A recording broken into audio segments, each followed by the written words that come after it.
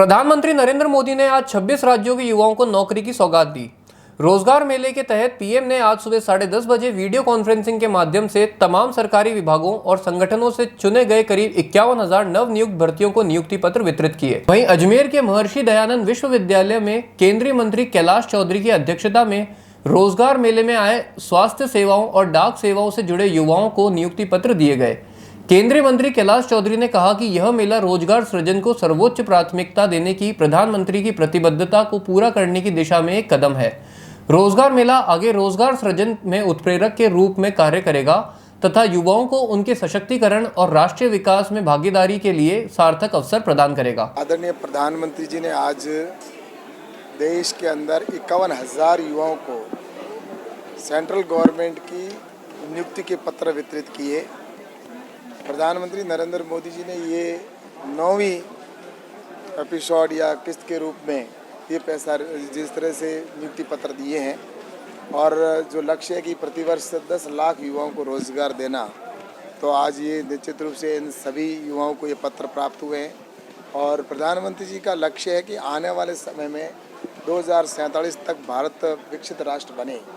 तो उस विकसित राष्ट्र के लिए ये जो 25 साल है ये देश के लिए बहुत महत्वपूर्ण है और इसमें इन युवाओं की बहुत बड़ी भूमिका होने वाली है, क्योंकि 25 साल में जब विकसित राष्ट्र बनाना है तो निश्चित रूप से उसके लिए हमें काम करने होंगे। प्रधानमंत्री जी के विजन को आगे बढ़ाना होगा।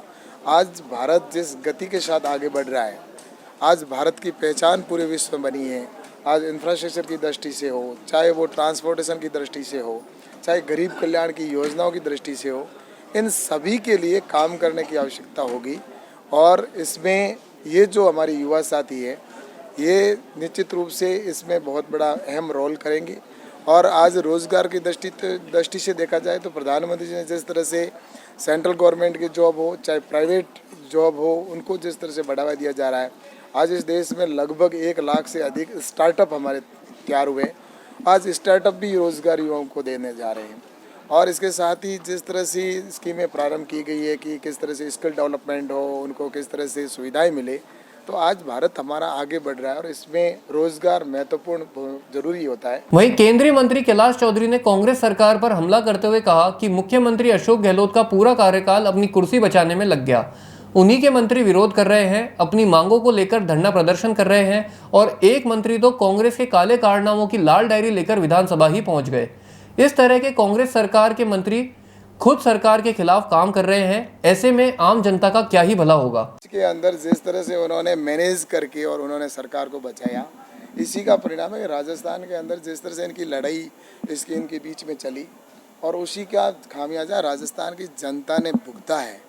और अशोक गहलोत कुर्सी के चिपके रहना चाहते हैं और इनके ही मंत्री भ्रष्टाचार की जिस तरह से लाल डायरी लेकर विधानसभा के अंदर आते हैं कि भ्रष्टाचार सबसे चरम पर है, यहाँ पर इनका काला चिट्ठा इसके अंदर लिखा हुआ है, वहाँ पर विधायक के साथ मारपीट होती है। यहाँ की इन्हीं की विधायिका कहती है कि मैं खुद सुरक्षित नहीं हूँ तो मैं दूसरों की कैसे सुरक्षा कर सकती हूँ।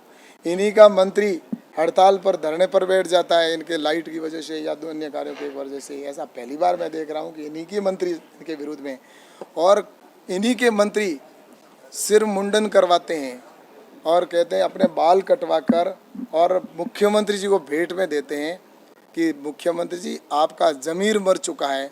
ऐसे भ्रष्ट मंत्रियों को आप लेके बैठे हो, इसलिए कोई आदमी मरता है तो उसके तर्पण करने के लिए कोई आदमी करता है तो वो गंगा में बाल समर्पित करता है। मैं मेरे बाल आपको काट के दे रहा हूँ। इससे बड़ा दुर्भाग्य क्या होगा। इस राजस्थान के अंदर अशोक जी गहलोत को खुद के मंत्री ये बोल के कहते हैं कि अब हमारे इस बार सरकार में एक फॉर्च्यूनर में बैठ गए, इतने विधायक ही जीत कर बड़ी मुश्किल से आएंगे। तो इसलिए राजस्थान इनके विधायक हैं वो भी इनसे परेशान है, तो खुद किस बात की कुर्सी की बात कर रहे हैं।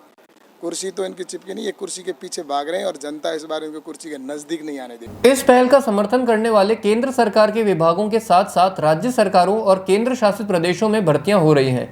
देश भर से नई भर्तियों में चयनित होने वाले अभ्यर्थी डाक विभाग, भारतीय लेखा परीक्षा और लेखा विभाग, परमाणु ऊर्जा विभाग, राजस्व विभाग, उच्च शिक्षा विभाग, रक्षा मंत्रालय, स्वास्थ्य एवं परिवार कल्याण मंत्रालय सहित विभिन्न मंत्रालयों और विभागों में काम करेंगे।